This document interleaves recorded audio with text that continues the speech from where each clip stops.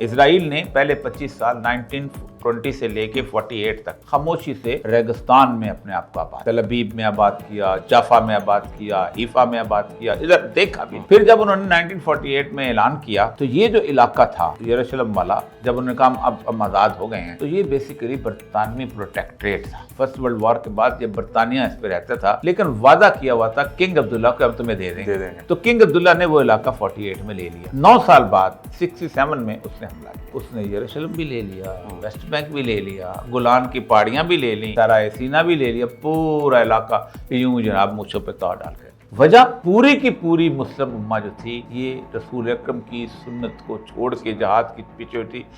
تو 67 آنورڈ یہ چل رہا ہے۔ ہم لڑے تھے فلسطینیوں کی، اور آپ خود سوچیں، یعنی ہم اتنے یہ مسلمان ملک ہیں، یہ کبھی بھی یہ نہیں کہیں گے یہ مسلمان یہودی کی لڑائی۔ آپ بلوا لیں کسی سے، عرب اسرائیل میں